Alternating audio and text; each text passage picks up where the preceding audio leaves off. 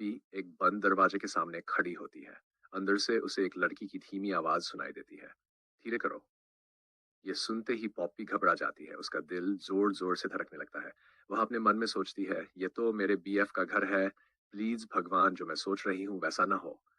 हिम्मत करके पॉपी दरवाजा खोलती है। अंदर का दृश्य देखकर पॉपी का दिल टूट जाता है। वह देखती है कि उसका बॉयफ्रेंड एक दूसरी लड़की के साथ चुम्मा चाटी कर रहा है। लड़का पॉपी को देखकर चौंक जाता है और कहता है, पॉपी, तुम यहाँ कैसे? आज तुम ऑफिस नहीं गई थी? तभी वह लड़की ताने मारते हुए कहती है, ओह, यहाँ गेस्ट भी आ गए हैं क्या? क्यों ना आप भी हमें ज्वाइन करें, हम थ्री सम भी ट्राई कर सकते हैं। लड़का गुस्से में कहता है, चुप रहो, हम तो यहाँ कॉलेज की पढ़ाई करने आए थे। फिर पॉपी की तरफ देखकर बोलता है, आज मुझे तुम्हारी एक्स्ट्रा क्लास के सारे जवाब मिल गए। पॉपी पूरी तरह टूट जाती है। आंखों में आंसू लिए वह बस इतना कहती है, सॉरी, मैंने आपका टाइम वेस्ट कर दिया, और वहां से चली जाती है। पीछे से वह लड़की हंसते हुए कहती है, जाने दो उसे, चलो अब कोई नई पोजीशन ट्राई करते हैं। बाहर पॉपी टूटी हुई खड़ी होती है, उसका दिल दर्द से भरा होता है। वह खुद से कहती है, मैं ही इसकी ताकत थी, इसका हथियार थी। मैंने इसे कभी गलत तरीके से छूने तक नहीं दिया, और इसने मुझे इतनी बड़ी सजा दे दी। अब नहीं, मैं किसी चीटर, किसी गंदे इंसान के लिए नहीं जीऊंगी। मुझे इतना दुख क्यों हो रहा है? पॉपी बुदबुदाई। उसका दिल जैसे किसी ने जोर से मरोड़ दिया हो। सीने में अजीब सा बोझ था। वह खुद से कहती है, अब मैं कभी किसी पर भरोसा नहीं करूंगी। पॉपी इधर उधर देखती है, फिर उसकी नजर अपने स्कूटर पर पड़ती है। उसके मन में एक ही ख्याल आता है, मुझे यहाँ से चले जाना चाहिए, अभी। वह स्कूटर स्टार्ट करती है और वहां से निकल जाती है। चलाते समय उसके दिमाग में सवाल उमड़ने लगते हैं, मेरे साथ ही ऐसा क्यों होता है? ये दुनिया खत्म क्यों नहीं हो जाती? मैंने उसे इतना प्यार किया और उसने मेरे साथ यही किया। उसके चेहरे पर साफ साफ दर्द झलक रहा था। आंखें नम थी, दिल पूरी तरह टूट चुका था। पॉपी सोच में डूब जाती है, क्या मैंने उसे छूने नहीं दिया, इसीलिए उसने मेरे साथ ऐसा किया? क्या ये मेरी ही गलती थी? ये सोचते ही उसकी आंखों से आंसू बहने लगते हैं। नजर धुंधली पड़ जाती है। अचानक उसका स्कूटर बैलेंस खो देता है और वह एक झटके में झाड़ियों में गिर जाती है, मानो कोई टूटा हुआ सुपर हीरो जमीन पर आ गिरा हो। पॉपी वहीं बैठ जाती है। वह अपना हेलमेट उतारती है, गुस्से और बेबसी में अपने स्कूटर पर जोर से हाथ मारती है, और फिर वह वहीं बैठकर जोर जोर से रोने लगती है। ऐसे रोती है जैसे उसके अंदर जमा सारा दर्द आज बाहर निकल आया हो। उसके आंसुओं में प्यार भी है, धोखा भी है, और खुद से पूछा गया सबसे बड़ा सवाल, क्या प्यार करना मेरी गलती थी? एक बड़े शहर का दृश्य सामने आता है। एक कमरे में वर्कआउट का सामान, गेमिंग सेटअप और छिपाकर रखी गई सिगरेट पड़ी होती है। कमरा थोड़ा, शायद फोन उठाता है। स्क्रीन पर एक के बाद एक कई मैसेज आने लगते हैं। मैं तुम्हारी सिटी के मून ब्राइट टाउन के रेलवे स्टेशन में हूँ। अभी ट्रेन के साइन बोर्ड के नीचे खड़ा हूँ। मुझे आकर बचाओ। अगर तुम नहीं आए तो वे मुझे मार डालेंगे। मुझे नहीं पता मैं और कितनी देर तक छिप पाऊंगा, शायद 1 घंटा या उससे भी कम। मेरे फोन की बैटरी भी खत्म होने वाली है। मैसेज पढ़ते ही गोलायत के चेहरे के भाव बदल जाते हैं। फक, मैं नहीं जाऊंगा। वह मुंह दूसरी तरफ करके लेट जाता है। कुछ पल बाद वह खुद से सोचने लगता है, मुझे जाना चाहिए या नहीं। वह बेचैन हो उठता है, फिर अचानक उठकर बैठ जाता है और धीमी आवाज में कहता है, शायद मुझे जाना ही पड़ेगा। वह अपनी जेब से एक सिगरेट निकालता है, उसे जलाता है। धुआं कमरे में फैल जाता है। वह अपने बाल बांधता है और गंभीर होकर कहता है, ओके, अब इसे ढूंढना होगा। कहाँ? इतना कहकर वह कमरे से बाहर निकल जाता है। दूसरी तरफ भी अपने आंसू साफ कर रही होती है। मैं यहाँ 2 घंटे से हूँ, अब मुझे ऑफिस जाना चाहिए, पर जाऊं कैसे? उसकी नजर अपने पैर पर जाती है, वहां चोट लगी होती है और खून निकल रहा होता है। नहीं, मेरी शर्ट भी फट गई है। सब दिख रहा है। वह नीचे गिरे अपने नोट्स देखती है। मुझे इन्हें उठाना पड़ेगा। आज का दिन सच में बहुत बेकार है। वह एक कागज से अपने चेस्ट को ढकती है और गिरे हुए कागज उठाने लगती है। अब तो मुझे ट्रेन से ही जाना पड़ेगा। तभी उसकी नजर एक जूते पर पड़ती है। उस जूते पर खून लगा होता है। ये क्या है? ये खून किसका है? माहौल और भी डरावना और रहस्यमय हो जाता है।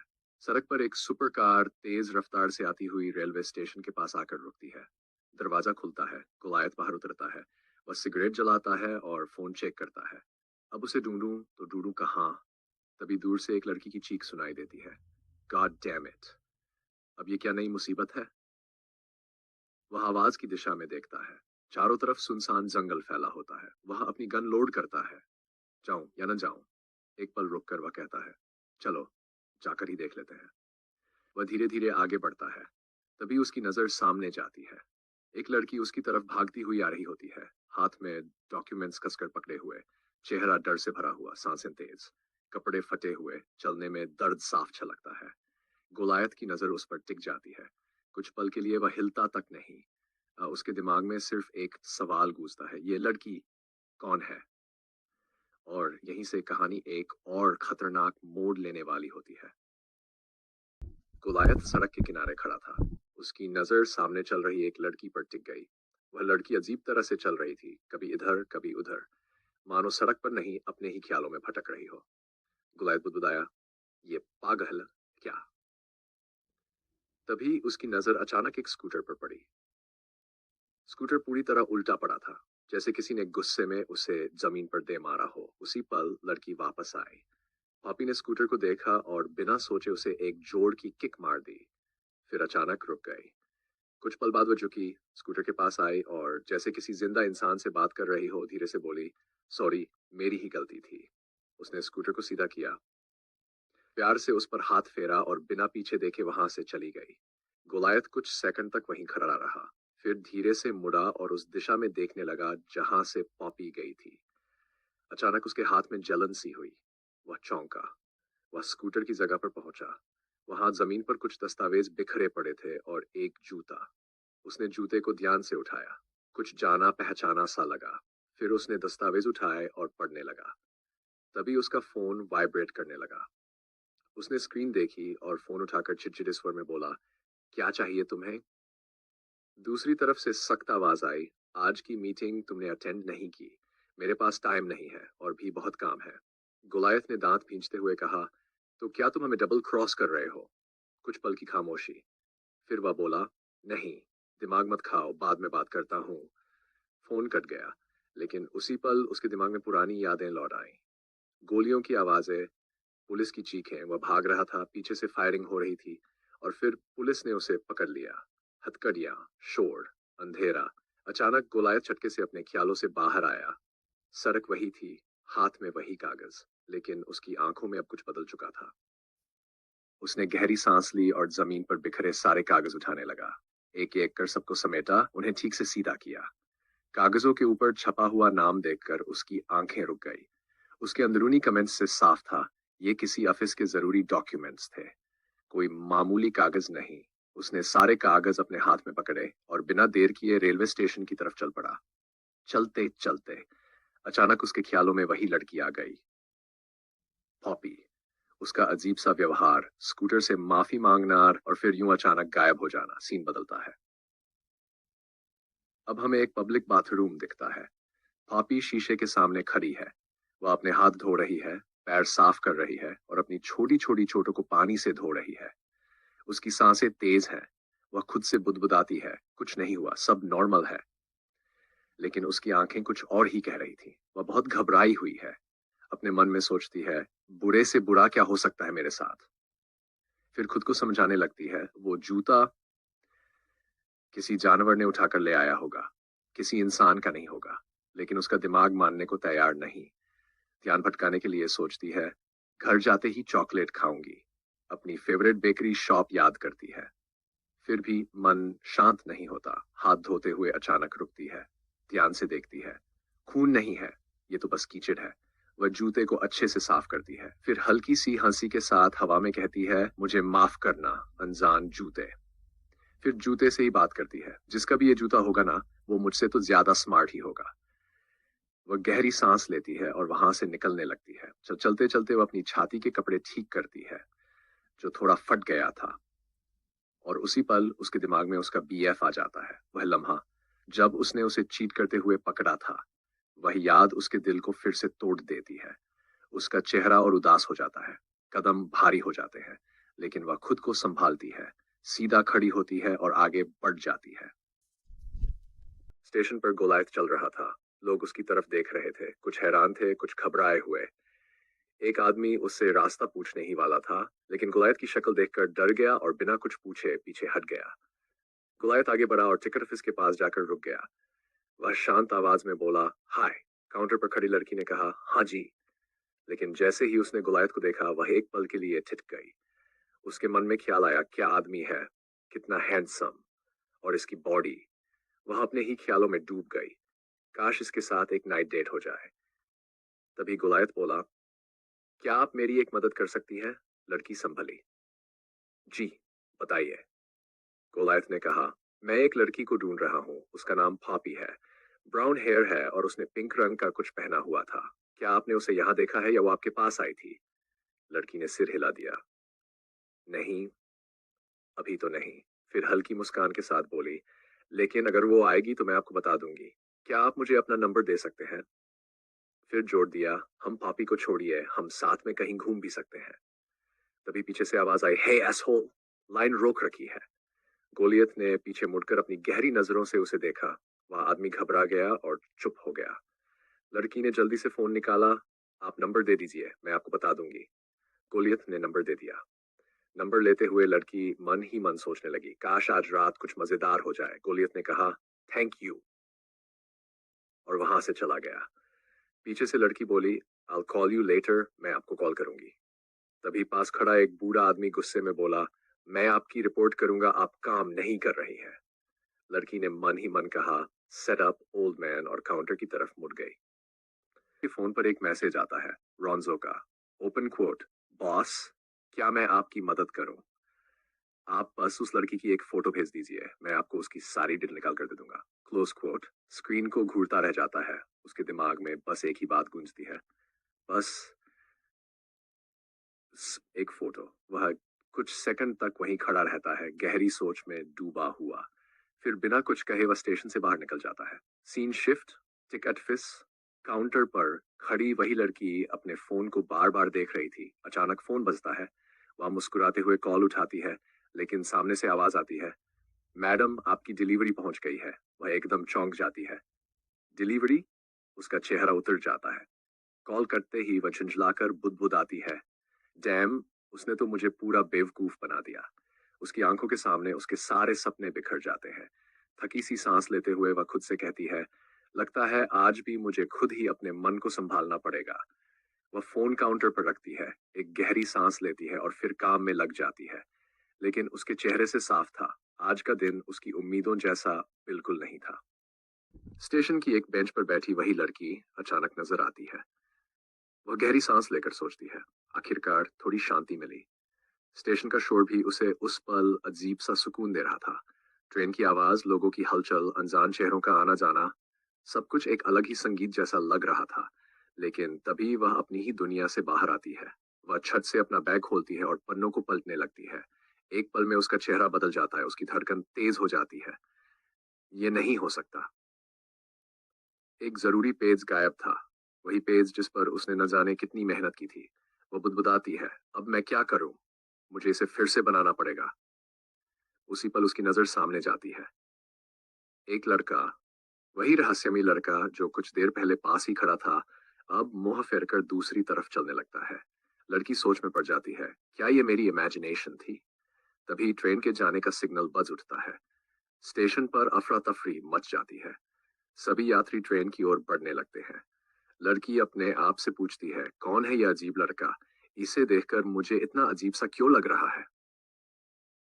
भीड़ के बीच वह जैसे जमी सी खड़ी रह जाती है। पीछे से एक बूढ़ा आदमी आवाज लगाता है, अरे बेटी, आगे बढ़ो, रास्ता रोके खड़ी हो। वह घबरा कर कहती है, सॉरी। आसपास के लोग फुसफुसाने लगते हैं, ये लड़की कितनी अजीब है। वह सब सुनते हुए भी अपने ही ख्यालों में खोई रहती है। सोचती है, आज का दिन मेरे लिए सच में बहुत अजीब रहा। तभी पीछे से एक आवाज आती है, हे। वह चौंक कर मुड़ती है। सामने वही लड़का खड़ा होता है। उसका दिल एक पल को रुक सा जाता है। वह मन में सोचती है, मैं बात करना चाहती थी, लेकिन यह लड़का बहुत रहस्यमयी है। वह खुद को संभालते हुए सोचती है, इसे मुझसे क्या काम हो सकता है? क्यों न मैं अगले केबिन में चली जाऊं। लेकिन तभी लड़का अपनी जेब से एक कागज निकालता है और उसे हवा में उसकी तरफ उछाल देता है।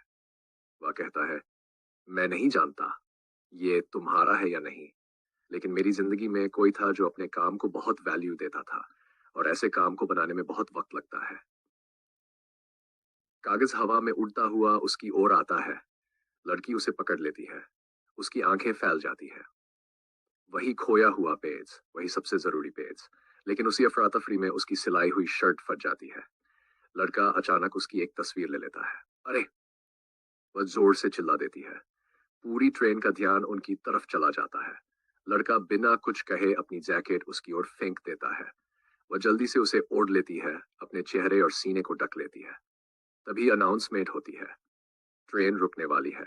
लड़की के पास लोग जमा हो जाते हैं। सब पूछने लगते हैं, क्या हुआ? उस लड़के ने कुछ किया क्या? वह हड़बड़ाकर कहती है, नहीं, मैं ठीक हूं। लेकिन भीड़ में बातें बनने लगती है। जरूर उसी लड़के ने कुछ किया होगा और वही रहस्यमयी लड़का भीड़ में कहीं गुम हो जाता है। लड़की बस एक ही सवाल सोचती रह जाती है, आखिर वह था कौन? तभी हमें गोलायत दिखाया जाता है। वह अचानक रानी के बारे में सोचने लगता है। अभी अभी मैंने क्या देख लिया? उसका दिल जोर जोर से धड़कने लगता है। यार, मैंने सच में उसकी तरफ देख लिया। घबराहट में उसका पैर फिसल जाता है और वह नीचे बैठ जाता है। जल्दी से वह अपना फोन निकालता है, चुपके से एक फोटो भेजता है और मैसेज करता है, गोलियत, रोंजो, मुझे इस लड़की के बारे में सब बता दे। कुछ सेकंड बाद रिप्लाई आता है, बॉस, कौन है ये खूबसूरत लड़की? गोलियत हल्की मुस्कान के साथ सोचता है, हाँ, खूबसूरत तो है। तभी रोंजो का दूसरा मैसेज आता है, बॉस, फोटो तो ऊपर की है, नीचे की फोटो भी भेज दो। गोलियत चेंप जाता है। तुरंत अगला मैसेज आता है, अच्छा अच्छा, मजाक कर रहा था, गुस्सा मत होना। आपके लिए तो जान भी हाजिर है बॉस, ये तो बहुत छोटी चीज है, जान मत दो, काम करने दो। उधर कुछ दूरी पर खड़ी लड़कियां गोलायत को देख रही होती है। एक लड़की कहती है, यार ये लड़का कितना सुंदर है। दूसरी बोलती, और इसकी बॉडी सच में कमाल की है। तीसरी मुस्कुराकर कहती है, हमें इसे डेट पर चलने के लिए पूछना चाहिए। तभी गोलायत आगे बढ़ता है, थोड़ा सख्त अंदाज में, हाँ क्या चाहिए? लड़कियां थोड़ी घबरा जाती हैं, फिर हिम्मत करके एक पूछती है, क्या आप हमें नंबर दे सकते हो? गोलायत हल्की स्माइल देता है और अपनी वही पुरानी ट्रिक इस्तेमाल करता है। वह किसी और का नंबर दे देता है। लड़कियां खुश होकर कहती हैं, आज तो हमें उसका नंबर मिल ही गया। जैसे ही वे कॉल करती है, फोन उठता है और उधर से आवाज आती है, हाँ मैडम, डिलीवरी के लिए कॉल किया था। लड़कियों के चेहरे उतर जाते हैं, उनके सारे अरमान टूट जाते हैं। तभी सीन बदलता है। हमें ट्रेन की पटरी के पास गोलायत दिखाई देता है। वह चलती हुई ट्रेन की तरफ देखता है और धीमे से कहता है, हम सिटी में मिलेंगे। कहानी में एक पुराना सा पुलिस स्टेशन दिखाया जाता है। दीवारों पर उखड़ा हुआ पेंट, धीमी पीली लाइटें और हवा में अजीब सी खामोशी। तभी एक पुलिसमैन पॉपी से कहता है, हम आपकी रिपोर्ट लिख लेंगे मैम। पॉपी हल्की मुस्कान के साथ जवाब देती है, ग्रेट, आप मुझे इंटरव्यू एरिया में ले चलिए। चलते चलते पॉपी खुद से ही कहती है, मुझे थोड़ा नर्वस लग रहा है। जिंदगी में पहली बार मेरे साथ क्राइम हुआ है। पुलिसमैन उसे दिलासा देते हुए कहता है, आप यहाँ सेफ है मैम। लेकिन तभी पॉपी कुछ सोच में डूब जाती है। उसके चेहरे पर बेचैनी साफ दिखाई देती है। पुलिसमैन पूछता है, क्या हुआ मैम? पॉपी धीरे से कहती है, मुझे कोई अजीब सी खुशबू आ रही है। पुलिसमैन सामने की तरफ इशारा करता है, वही है हमारा इंटरव्यू एरिया। जैसे ही पॉपी आगे बढ़ती है, वह देखती है कि वहां कई क्रिमिनल्स पहले से बैठे हुए हैं। पुलिसमैन थोड़ी शर्मिंदगी के साथ कहता है, सॉरी मैम, यहाँ क्रिमिनल्स और इंटरव्यू एक ही जगह होते हैं। हम इसे जल्द अपग्रेड करेंगे। पॉपी गहरी सांस लेकर कहती है, आई अंडरस्टैंड, मुझे पहले से ही कुछ अजीब लग रहा था। पॉपी का फ्लैशबैक। तभी कहानी हमें पॉपी की पुरानी यादों में ले जाती है। जब पॉपी पहली बार इस शहर में आई थी, उसकी ग्रैंडमदर ने उससे कहा था, लो बेटा, कुछ खा लो और अपना ध्यान रखना। यह शहर सुंदर जरूर है, लेकिन यहाँ क्राइम बहुत होता है। यहाँ गैंग्स हैं, गैंग वार चलते रहते हैं। कुछ इलाकों में तो पुलिस भी जाने से डरती है। पॉपी ने हैरानी से कहा था, यह तो बहुत डरावना लग रहा है। ग्रैंडमदर ने प्यार से कहा, मेरी उम्र हो गई है, लेकिन तुम अपना ख्याल रखना। अपार्टमेंट साफ रखना और किसी गलत चक्कर में मत पड़ना। पॉपी मुस्कुराकर बोली, ठीक है ग्रैंडमदर, वैसे भी मेरे ज्यादा फ्रेंड्स नहीं हैं। पैकिंग ही कर लेती हूँ। ग्रैंडमदर ने आखिर में कहा, गैंगस्टर्स हैं यहाँ, लेकिन जगह बहुत खूबसूरत भी है। पॉपी अपने ख्यालों से बाहर आती है और मन में सोचती है, सब कुछ तो ग्रैंडमदर ने पहले ही बता दिया था, लेकिन उस वक्त मैंने ध्यान नहीं दिया। मुझे जॉब चाहिए थी। हर लड़की का सपना होता है ग्रेजुएशन के बाद अच्छी जॉब पाना। इसीलिए मैंने इस सिटी के लिए हाँ कहा। तभी एक पुलिस लेडी आवाज देती है, मैम, आपका इंटरव्यू एरिया तैयार है, प्लीज आइए। पुलिसमैन कहता है, टेंशन मत लीजिए, यहाँ कुछ नहीं होगा। पॉपी हल्के से कहती है, थैंक यू। वह धीरे धीरे इंटरव्यू एरिया की तरफ बढ़ती है। उसके दिमाग में बस एक ही बात चल रही होती है, ये पुलिस स्टेशन कितना पुराना है, इसकी बिल्डिंग, इसकी हवा, सब डरावना सा है। पॉपी अपना हैंडबैग कसकर पकड़ लेती है। फिर वही खुशबू दोबारा महसूस होती है। वह अपनी जैकेट को हल्का सा सूंघती है। उसके होंठों पर एक रहस्यमयी मुस्कान आ जाती है। धीरे से कहती है, तेरी स्मेल भी तुम्हारी स्माइल की तरह मिस्टीरियस है।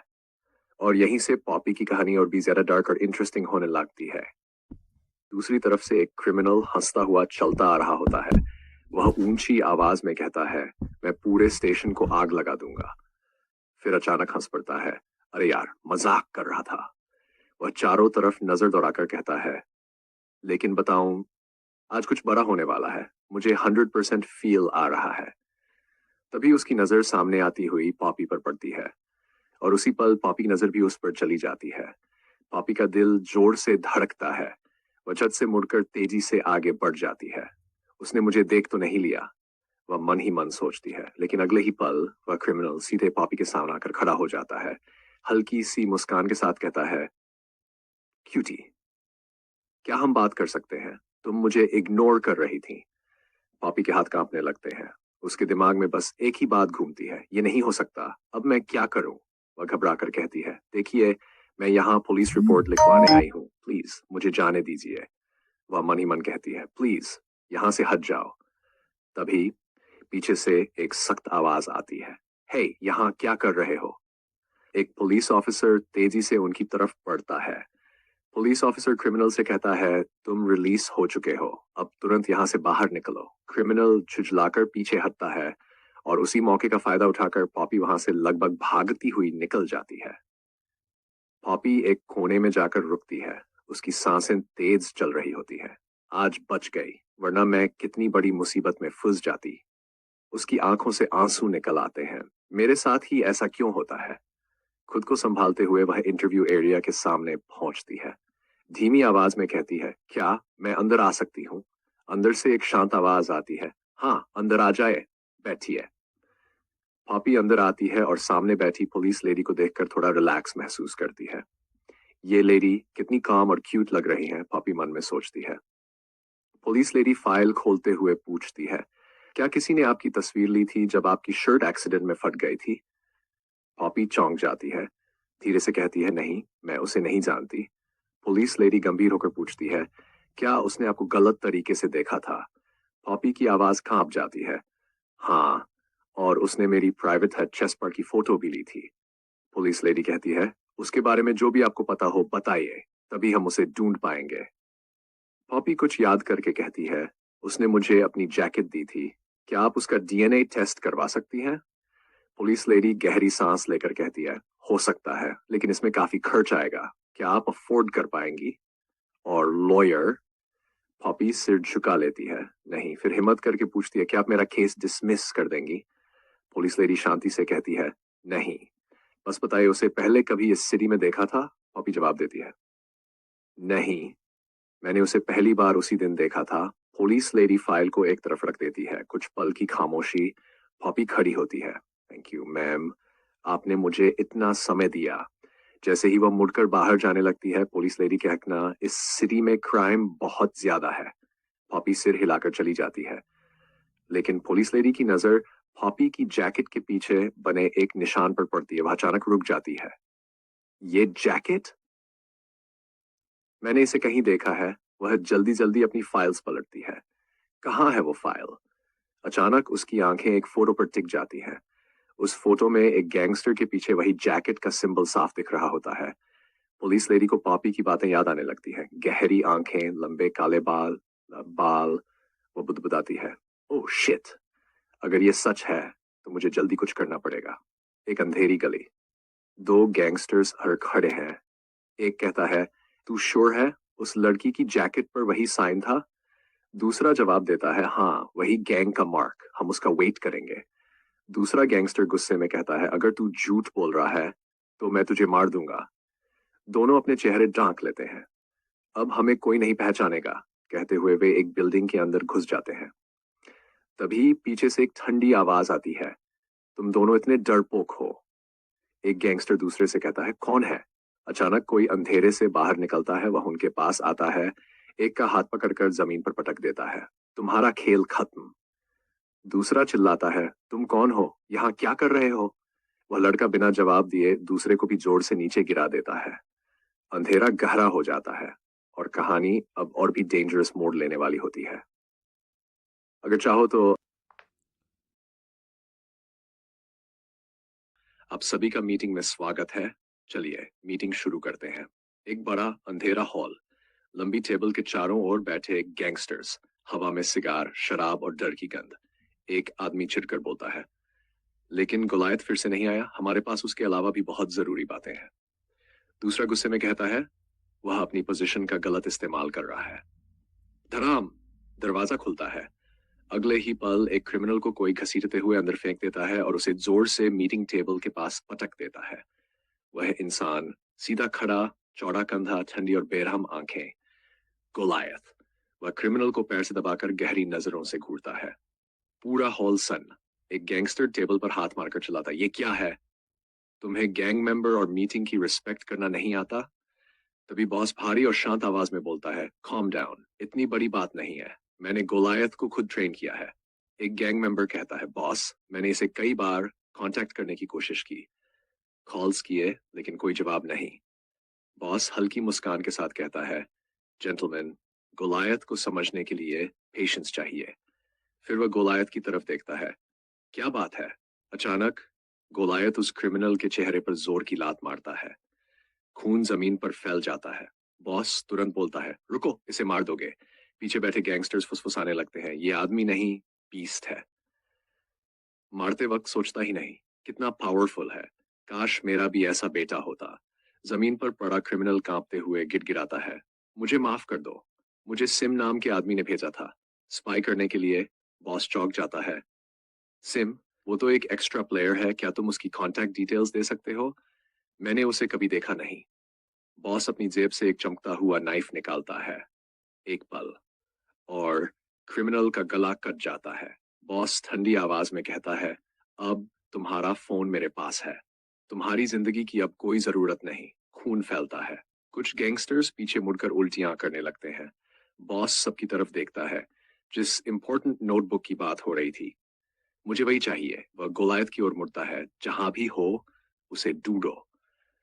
गोलायत शांत लेकिन भारी आवाज में कहता है, हाँ देखूंगा।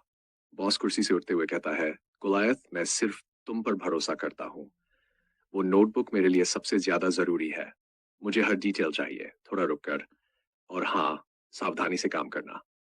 इनोसेंट लोगों को कम नुकसान पहुंचना चाहिए। मैं चाहता हूं तुम स्ट्रांग और हेल्थी रहो। गोलायत सिगरेट जलाता है, एक लंबा कश लेता है, फिर सिगरेट जमीन पर फेंकते हुए कहता है, मुझे पैसे चाहिए। बॉस हल्की मुस्कान के साथ, तुम्हें जो चाहिए मिलेगा, और आज रात एक पार्टी है, सूट पहन कर आना। गोलायत बिना पीछे देखे चलता हुआ बोलता है, शायद नहीं आ पाऊं, थोड़ा बुखार है, और वह अंधेरे में गायब हो जाता है। हॉल में बस एक ही बात गूंजती है, गोलायत आज चुका चुका है, बैके सोम, और अब यह शहर उसे झेल नहीं पाएगा। कहानी अब उसके अतीत और बॉस के साथ उसके खतरनाक रिश्ते की साफ दिखाएगी। पीछे से बॉस की गर्लफ्रेंड ठंडी आवाज में बोलती है, तुमने गोलायत को ज्यादा खुली छूट दे रखी है, वो हमारे लिए भी खतरा बन सकता है। बॉस हल्की मुस्कान के साथ जवाब देता है, बेबी इतनी फिक्र मत करो,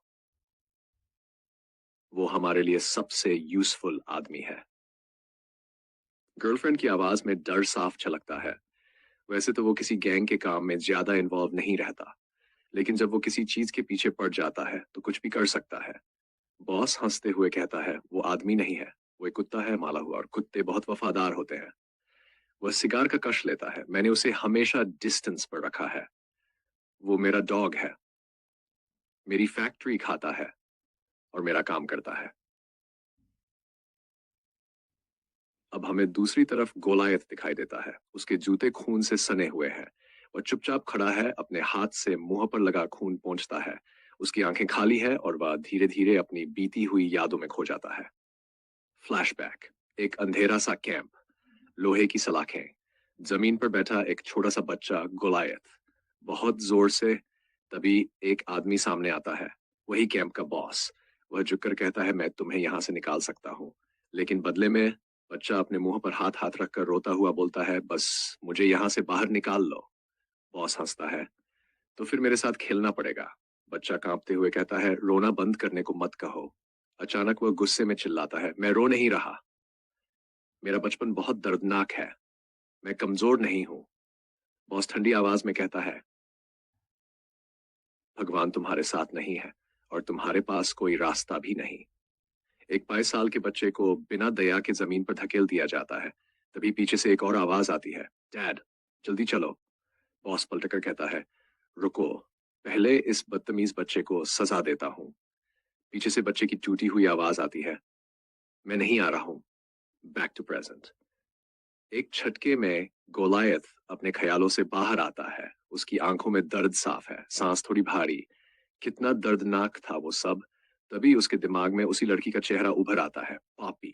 उसकी आंखें, उसकी घबराई हुई आवाज। गोलायत की सांसें धीरे धीरे नॉर्मल होने लगती है। उसके चेहरे पर पहली बार थोड़ी सी शांति दिखाई देती है, जैसे उस अंधेरे में वही एक रोशनी हो। और यहीं से कहानी गोलायत के अंदर चल रही लड़ाई की तरफ।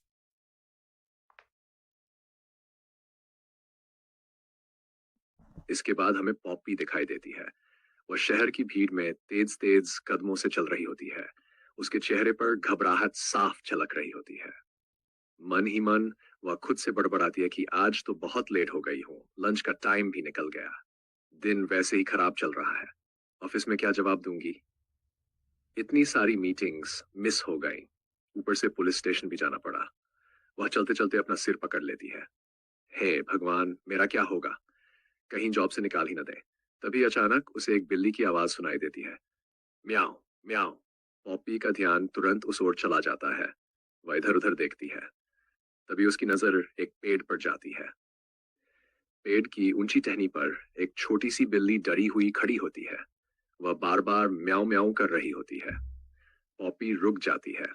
वह सोचती है कि ये बिल्ली पेड़ पर क्या कर रही है।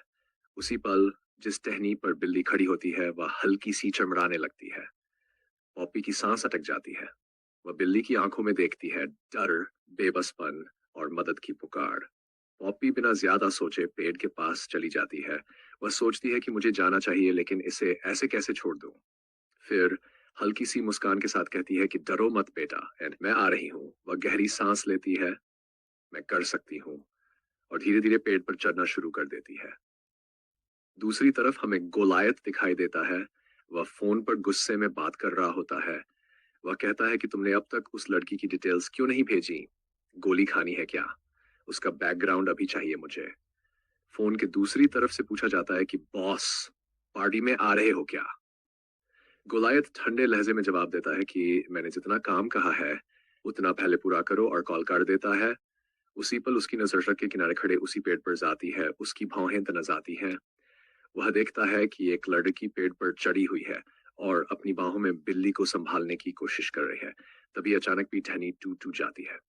सब कुछ एक सेकंड में होता है। पॉपी का संतुलन बिगड़ जाता है, लेकिन जमीन सेट कराने से पहले ही गोलायत बिजली की रफ्तार से दौड़ता है और पेड़ के नीचे उसे अपनी बाहों में थाम लेता है। पॉपी की आंखें आधी बंद है। बेहोशी की हालत में बड़बड़ाती है कि क्या मैं सो रही हूँ? मैं तो पेड़ पर थी, फिर अपने पेड़ पर कैसे आ गई? तभी बिल्ली का एक छोटा सा पंजा हल्के से पॉपी के चेहरे को छूता है। पॉपी की आंखें खुलती हैं। वह सोचती है कि मुझे कोई आइडिया नहीं, ये क्या हुआ। वह देखती है कि बिल्ली जमीन पर सुरक्षित उतर चुकी है और तेजी से भाग जाती है। पॉपी राहत की सांस लेती है, हाँ, बिल्ली बच गई। और उसकी नजर ऊपर उठती है, गोलायत की आंखों में एक अजनबी, एक रहस्य, और एक ऐसा मिलन जो दोनों की जिंदगी बदलने वाला है। यहीं से कहानी एक नए मोड़ पर पहुंचती है। पॉपी की आंखें धीरे धीरे खुलती है। उसका सिर भारी है। वह धीमी आवाज में बुदबुदाती है, मेरी तबीयत कैसी है? क्या मैं सपना देख रही हूँ? तभी एक गहरी शांत आवाज उसके कानों में पड़ती है। नहीं, तुम सपना नहीं देख रही हो। पॉपी चौंक जाती है। वो सोचती है ये किसी लड़के की आवाज है। तभी वही आवाज फिर आती है। कब तक मेरी बाहों में बैठी रहोगी? अब खड़ी हो जाओ। ये सुनते ही पॉपी को झटका लगता है। ये सपना नहीं है, वह सच में किसी लड़के की बाहों में है। घबराकर वह तुरंत नीचे कूद जाती है। जल्दी से बोलती है, आई एम सॉरी। क्या मैंने आपको हर्ट किया? वह जैसे ही उसका चेहरा देखने के लिए मुड़ती है, लड़का अपनी जैकेट की कैप ऊपर करके उसका चेहरा ढक देता है। पॉपी कुछ भी देख नहीं पाती। उसका दिल तेज धड़कने लगता है। वह मन ही मन सोचती है, इसने मेरा चेहरा क्यों ढक दिया? कहीं ये मुझे लूट तो नहीं लेगा? मेरे पास तो पैसे भी नहीं है। घबराकर वह पूछती है, आप क्या चाहते हैं? आप कहाँ हैं? मैं आपको देख नहीं पा रही हूँ। लड़का शांत स्वर में कहता है, रुको, इधर उधर मत घूमो। तुम्हें दिख नहीं रहा है, गिर जाओगी। वो उसका हाथ पकड़ लेता है। पॉप्पी और डर जाती है। कांपती आवाज में पूछती है, क्या तुम मेरे साथ कुछ गलत करने वाले हो? लड़का तुरंत जवाब देता है, नहीं। फिर थोड़ी देर चुप रहकर कहता है, सॉरी, मैं तुम्हें अपना चेहरा नहीं दिखा सकता, मैं थोड़ा फेमस हूँ। पॉप्पी सोच में पड़ जाती है। अभी तक तो ये लड़का ठीक लग रहा है, अच्छा भी है। तभी वह झूठ बोल देता है, मैं एक सेलिब्रिटी हूँ। पॉप्पी हैरानी से कहती है, सच में? रियली? लड़का हल्का सा हंसता है। हाँ। वह उसे हल्के से घुमाकर अपने पास लाता है और अपने चेहरे के पास उसका चेहरा पकड़ते हुए कहता है, अब यकीन हो गया? फिर मजाकिया लहजे में जोड़ता है, वैसे भी तुम्हें मुझसे क्या लेना देना? पॉप्पी थोड़ी झिझकते हुए कहती है, क्या मैं गेस कर सकती हूँ? तुम सिंगर हो? लड़का हंस पड़ता है। तुम्हें ऐसा क्यों लगता है? पॉप्पी मुस्कुराती है, तुम्हारी आवाज थोड़ी डीप है। लड़का मन ही मन सोचता है, ये लड़की कितनी अजीब है, अभी अभी मिली है और इतनी बातें कर रही है। वह कहता है, नहीं, मैं कोई वॉइस एक्टर या सिंगर नहीं हूँ। फिर अपनी नाक को हल्के से छूते हुए सोचता है, आज तक किसी लड़की से इतनी देर बात नहीं की। वो कहता है, चलो, मैंने तुम्हारे बहुत सवालों के जवाब दे दिए, अब मुझे जाना होगा। पॉप्पी घबरा जाती है, क्या तुम जा रहे हो मुझे ऐसे छोड़कर? मेरा चेहरा अभी भी ढका हुआ है, मैं गिर जाऊंगी। लड़का कहता है, ठीक है, अभी खोल देता हूँ, लेकिन आंखें बंद रखना। वह धीरे से उसके चेहरे से कपड़ा हटा देता है। जब पॉप्पी आंखें खोलती है, वहां कोई नहीं होता। वह चारों तरफ देखती है। इतनी देर में कहाँ चला गया? वह धीरे से कहती है, शायद कोई जेंटलमैन था। उसे याद आता है, उसके हाथों पर बहुत सारे टैटूज थे। पॉप्पी गहरी सोच में डूब जाती है, उसकी आंखें भर आती है। वह टूटे स्वर में कहती है, उसने मेरी जान बचाई और मैं उसे थैंक यू भी नहीं कह पाई। और वह वहीं खड़ी उस अनजान लड़के के ख्यालों में खो जाती है। अगले दिन सुबह एक आलीशान होटल का सीन दिखाई देता है। अंदर एक कोने की टेबल पर गोलायत बैठा होता है। वह आराम से सिगरेट जलाता है। धुआं हवा में फैल जाता है। तभी उसके पास एक गैंगस्टर आता है। संकोच भरी आवाज में पूछता है, क्या मैं आपसे बात कर सकता हूँ? गोलायत बिना नजर उठाए कहता है, हूँ। गैंगस्टर वेटर को इशारा करता है, सर, आपने क्या ऑर्डर किया है? गोलायत शांत स्वर में कहता है, स्ट्रॉबेरी जूस। गैंगस्टर हल्का सा मुस्कुराता है, थैंक यू सर, लेकिन उसके मन में गुस्सा उबल रहा होता है। वह सोचता है, कल रात इसने पूरी मीटिंग खराब कर दी और आज यहाँ बैठकर स्ट्रॉबेरी जूस पी रहा है। हिम्मत जुटाकर वह रात की मीटिंग की बात छेड़ देता है, कल रात आपने कमाल कर दिया। क्या आपको उस इम्पोर्टेंट नोटबुक के बारे में कोई लीड मिली? अगर कुछ पता हो तो हमारे साथ शेयर कर सकते हैं। अचानक गोलायत उसका गला पकड़ लेता है। एक ही झटके में उसे हवा में उठा देता है। गोलायत की आंखों में ठंडा गुस्सा होता है, ज्यादा मत बोलो। क्या तुम्हें पता है मैं कौन हूँ? गैंगस्टर की सांस अटक जाती है। उसके दिमाग में डर दौड़ जाता है, कहीं मुझसे बहुत बड़ी गलती तो नहीं हो गई। आसपास बैठे लोग ये सब देखकर घबरा जाते हैं। कोई फुसफुसाता है, तुमने देखा? उसने उसे कैसे उठा लिया। लोग डर के मारे होटल से बाहर निकलने लगते हैं। गैंगस्टर सोचता है, इसकी पकड़ कितनी मजबूत है, मुझे कुछ ना कुछ करना पड़ेगा। तभी उसका एक छोटा सा फ्लैशबैक दिखता है। उसके गैंग के लोग उसे मना रहे थे, उस लड़के से बात मत करना, लेकिन उसने घमंड में कहा था, मैंने ऐसे बहुत बदतमीज लड़के देखे हैं, रेस्टोरेंट में जाकर देखना, मैं उसे संभाल लूंगा। वापस सीन में गोलायत सिगरेट का ऐश नीचे गिरा देता है। होटल का वेटर डरते हुए आगे आता है, दोनों हाथ जोड़कर कहता है, सर प्लीज यहाँ सिगरेट न गिराए। शर्मिंदगी में वेटर माफी मांगता है। गोलायत ठंडे लहजे में कहता है, टेबल पर गिरानी चाहिए थी। वह गैंगस्टर को छोड़ देता है और धीरे धीरे आगे बढ़ जाता है। वेटर गैंगस्टर से धीमी आवाज में कहता है, आपको उनसे थोड़ा संभल कर बात करनी चाहिए थी। गैंगस्टर गुस्से में वेटर को धमकाता है, चुप रहो। उधर गोलायत स्ट्रॉबेरी जूस खत्म करता हुआ बुदबुदाता है, कैसे कैसे बेवकूफ लोग टकरा जाते हैं। तभी सीन बदलता है। एक लड़की तेजी से सड़क पर भागती हुई दिखाई देती है। वह फोन पर बोल रही होती है, मैं आज बहुत लेट हो गई हूँ। रात भर एडिटिंग का काम किया था। ये मीटिंग मेरे लिए बहुत जरूरी है। वह सामने खड़े एक बुजुर्ग आदमी को देखती है। मन में सोचती है, ये तो बिल्कुल मेरे दादाजी जैसे लगते हैं। वह दौड़कर उनके पास जाती है। सॉरी सर, मैं सिर्फ 5 मिनट लेट हूँ। वह फोन पर कहते हुए माफी मांगती है, मुझे यकीन है आप मेरी बात समझेंगे। बुजुर्ग मुस्कुराते हुए कहते हैं, तो आप ही है वो एडिटर? लड़की घबरा कर कहती है, जी सर, अगर आप चाहे तो मैं आपका प्रोजेक्ट एडिट कर सकती हूँ। वह अपना कार्ड आगे बढ़ाती है, सर ये मेरा कार्ड है। बुजुर्ग कार्ड देखते हुए कहते हैं, आप तो बहुत यंग लग रही हैं। इस काम के लिए थोड़ी छोटी नहीं है? लड़की जल्दी से कहती है, नहीं सर, मैंने ग्रेजुएशन पूरी की है। पसीना पोंछते हुए वह कहती है, क्या हम रेस्टोरेंट में बैठकर बात कर सकते हैं? मन ही मन सोचती है, ये मीटिंग मेरे करियर के लिए बहुत जरूरी है। वह होटल की तरफ इशारा करती है। दोनों होटल की ओर बढ़ने लगते हैं। लड़की के चेहरे पर हल्की सी मुस्कान आ जाती है। आज ये मीटिंग मुझे किसी भी हाल में सफल करनी है। उसी पल होटल से बाहर निकलता हुआ गोलायत दिखाई देता है। अचानक दोनों की नजरें मिलती हैं। एक पल के लिए समय जैसे थम जाता है। दोनों एक दूसरे को देखते रह जाते हैं।